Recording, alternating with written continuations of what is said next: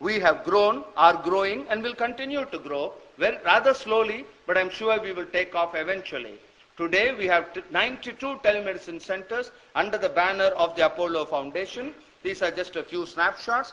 On an average, at Chennai alone, we give about 30 teleconsultations every day. We have now recorded more than 17,000 teleconsultations over the last 6 years. This is one of my favorite slides. This village you see, probably the first village in the whole world to be enabled with a VSAT. You can see a VSAT at the bottom right-hand side. This village is 16 kilometers from Chittoor. Thanks to the Indian Space Research Organization, we developed what is called a proof of concept validation. No less a person than Clinton inaugurated it, and he was taken aback when he found this technology in 2000. This is just a snapshot of how I do a consultation in progress. You can see, excepting that I can't physically touch the patient, I can do everything. And some of my good friends working in Boston in the IT field tell me that haptic sensation will soon become available even a couple of years from now. So even touch can be simulated by wearing special gloves, and I will be able to even touch the patient remotely. Another way of doing it is through a VSAT-enabled hospital on wheels. You can see here, we've been doing this project for the last 2 years. This is a well-equipped hospital with an X-ray machine, an ultrasound, an ECG, an echo, and whatnot. Here you see a pregnant woman having an ultrasound scan, and on the lower bottom side you see Apollo Hospitals Madurai, an obstetrician, reviewing the ultrasound scan and advising the patient. Ladies and gentlemen, today we have less than 10 of this. My esteemed colleague Dr. Kim will be telling on how this is being used in ophthalmology. We have less than 10 of this in the country. What we need is several thousands of this in the country. And if we have this, the specialists who at the moment are in urban areas can virtually go to mobile areas. What are the social issues in e-health?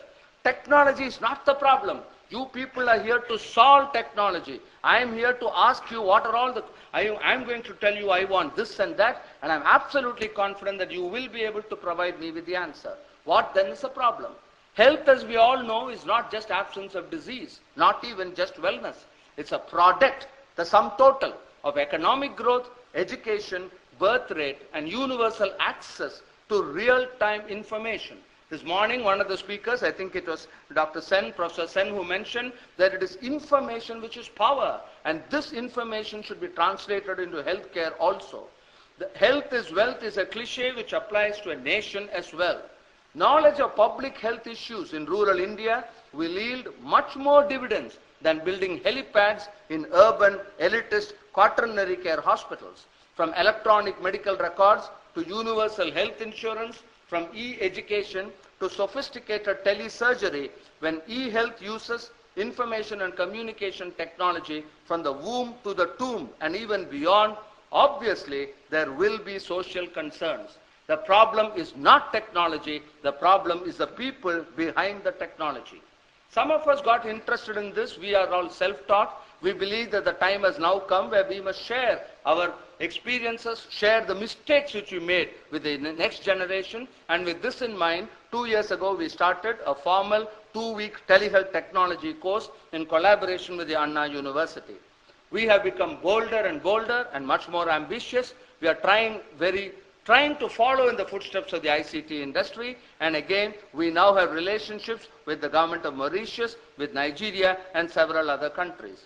Again, thanks to the President of India, the government of India today has embarked on a massive mega project which is going to provide teleconsultation to 53 countries of the African Union, and again it is our privilege to be associated with this mega project. 2 weeks ago, we had a meeting in Delhi, the SARC working group, and this is going to be formally announced by the Prime Minister on April 4th, where India has again agreed to provide teleconsultation to all the SARC countries. So, ladies and gentlemen, India is certainly not a developing country. We are taking our rightful place in the world. I can't resist the temptation of inviting all of you to a major international telemedicine conference, which we are going to have in November. I don't want to take too much of your time. I would rather like to have some discussion. And I just like to conclude by saying what Charles Darwin said. It is not the strongest of the species that survived, nor the most intelligent, but the one most responsive to change. The future is always ahead of schedule. 7 years ago when I got into this field, I would never ever have dreamt that we would be able to see ECGs and listen to heart sounds on my mobile telephone, which is what I can do today. But I would be happy when every single citizen of this country will have access to this. And may I make a fervent plea that you are the people sitting in this auditorium, you are the people who can decide whether this is going to translate into reality or whether this will just be yet another talk. Thank you once again.